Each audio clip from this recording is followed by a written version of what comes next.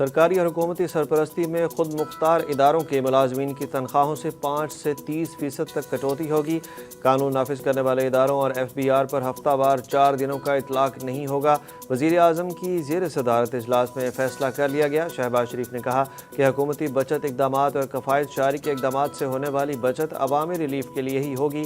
سرکاری افسران، وزرائے مملکت اور معاون خصوصی کے بیرون دوروں پر مکمل پابندی عائد رہے گی۔ اجلاس کے اعلامیے میں کہا گیا کہ وزیر اعظم نے تمام پاکستانی سفارت خانوں کو 23 مارچ کی تقریبات انتہائی سادگی سے منانے کی ہدایت کی ہے۔ ایران کے خلاف جاری فوجی مہم پر امریکی انتظامیہ کے اندرونی اختلافات کھل کر سامنے آ گئے۔ وائٹ ہاؤس کے اہم مشیروں نے صدر ٹرمپ کو مشورہ دیا ہے کہ امریکہ ایران میں اپنے اہداف کے حصول کا دعویٰ کر کے جنگ سے نکل جائے، لیکن صدر کا پیچھے ہٹنے سے انکار۔ صدر ٹرمپ نے واضح کیا کہ جنگ کے خاتمے کا فیصلہ صرف ان کی مرضی سے ہوگا۔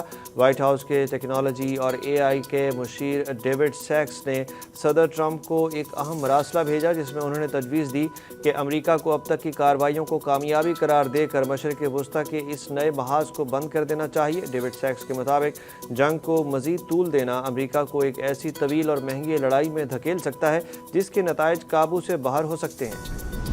ایران جنگ 15ویں روز میں داخل ہو گئی۔ امریکہ کا خارگ جزیرے پر فوجی اہداف پر حملہ۔ ایران نے جواب میں آگاہ کر کے UAE میں امریکی بیس پر حملہ کر دیا۔ ایران کا اسرائیل میں قیادت کے مقامات کو نشانہ بنانے کا دعویٰ۔ عراق میں امریکی سفارت خانے اور اڈوں پر حملے۔ ٹرمپ کا ایک بار پھر ایران سے سرنڈر کرنے کا مطالبہ۔ ایرانی وزیر خارجہ عباس عراقچی نے کہا کہ 2 ہفتوں کی جنگ کے بعد امریکہ دنیا سے روسی تیل خریدنے کی بھیک مانگ رہا ہے۔ زیر زمین ایرانی میزائل سٹی میں خودکش ڈرون کشتیوں کے بیڑے کی ویڈیو جاری کر دی گئی۔ ترکیہ کے بحری جہاز کو آبنائے ہرمز سے گزرنے کی اجازت دے دی گئی۔ امریکی اخبار وال اسٹریٹ جرنل کی رپورٹ کے مطابق سعودی عرب میں پرنس سلطان ایئر بیس پر امریکہ کے 5 طیارے ایرانی حملے میں تباہ ہو گئے۔ امریکہ نے ایران کے نئے سپریم لیڈر مجتبیٰ خامنہئی اور اعلیٰ حکام کے بارے میں معلومات دینے پر اربوں روپے کے انعام اور امریکہ میں رہائش کا لالچ دینا شروع کر دیا۔ امریکی محکمہ خارجہ نے اپنے ریوارڈ فار جسٹس پروگرام کے تحت ایران کے نئے سپریم لیڈر مجتبیٰ خامنہئی اور دیگر 9 اعلیٰ ایرانی عہدیداروں کے بارے میں معلومات فراہم کرنے پر $10 ملین کے انعام کا اعلان کر دیا۔ امریکہ نے ایرانی عوام کو رابطے کے لیے ایپس بھی بتائی ہیں۔ آپریشن غضب للحق میں پاک فوج کی ایک اور کامیابی۔ Kandahar airfield oil storage sites تباہ کر دی گئیں۔ سیکیورٹی ذرائع کے مطابق یہ oil storage sites Afghan Taliban اور دہشت گرد تنظیمیں اپنی کارروائیوں کے لیے استعمال کر رہی تھیں۔ وزیر اطلاعات عطا تارڑ کے مطابق آپریشن غضب للحق میں اب تک 663 فتنہ الخوارج اور افغان طالبان کو ہلاک کیا جا چکا ہے، جبکہ ISPR کا کہنا ہے کہ 13 مارچ کو افغان طالبان نے پاکستان پر ڈرون حملے کیے، ڈرونز کو ہدف تک پہنچنے سے پہلے مار گرایا۔ تباہ شدہ ڈرون کے ملبے سے کوئٹہ میں 2 بچے زخمی ہوئے، جبکہ کوہاٹ اور راولپنڈی میں ایک شخص زخمی ہوا۔ کراچی گل پلازہ کے صدر نے ہلاکتوں کی ذمہ داری سرکاری اداروں پر ڈال دی۔ صدر تنویر پاستہ نے سانحے میں ہونے والی اموات کا ذمہ دار ریسکیو کے سست انتظامات کو قرار دے دیا۔ گل پلازہ ایسوسی ایشن کے صدر نے گل پلازہ کمیشن کے سوال نامے کا جواب جمع کرا دیا۔ جواب میں کہا گیا کہ ریسکیو اہلکاروں کے پاس مناسب آلات، ماسک اور حفاظتی سامان موجود نہیں تھا۔ 20 منٹ کے اندر ہی فائر ٹینڈر میں پانی ختم ہو گیا۔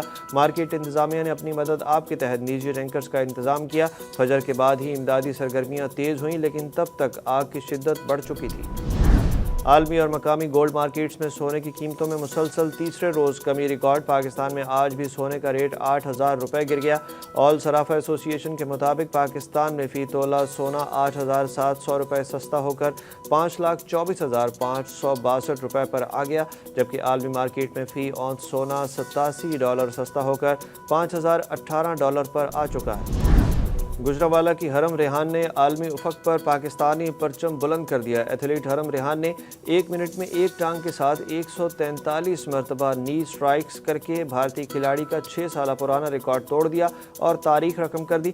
وزیر اعلیٰ پنجاب مریم نواز نے حرم ریحان کی اس شاندار کامیابی پر مبارکباد دی اور کہا کہ پنجاب کی بیٹی نے ثابت کر دیا ہے کہ اگر وہ ہمت کرے تو پوری دنیا کو حیران کر سکتی ہے۔ پنجاب کی بیٹی اب تنہا نہیں، میں ہر بیٹی کے ساتھ ہوں اور رہوں گی۔ جب ریاست ماں کی طرح ساتھ ہو تو نوجوان کسی بھی چوٹی کو سر کر سکتے ہیں۔ پاکستان کرکٹ میں بڑے فیصلے، chairman P C B Mohsin Naqvi نے سلیکشن کمیٹی کو تمام اختیار دے دیا۔ لاہور میں قومی سلیکشن کمیٹی کی پریس کانفرنس کے دوران عاقب جاوید کا کہنا تھا کہ بابر اعظم انجرڈ ہیں، اس لیے وہ بنگلہ دیش سیریز میں شامل نہیں، جبکہ فخر زمان بھی انجرڈ ہیں۔ تحقیقات کرائیں گے کیسے دو اہم کھلاڑی ورلڈ کپ کے فوری بعد انجرڈ ہو گئے۔ انہوں نے کہا کہ ٹیم سے جو امیدیں تھیں وہ پوری نہیں ہوئی، میرا کام کھلاڑی منتخب کرنا ہے، میدان میں فائنل 11 کھلانے کا اختیار صرف کپتان اور کوچ کے پاس ہوتا ہے۔ سرفراز احمد نے کہا کہ 3-4 وکٹ کیپرز پائپ لائن میں ہیں۔ مصباح الحق نے کہا کہ یہ دیکھنا ہے کہ پاکستان کو کہاں کس پلیئر کی ضرورت ہے۔ کپتانی میں غلطیاں ہوئی ہیں لیکن غلطیاں کھیل کا حصہ ہیں۔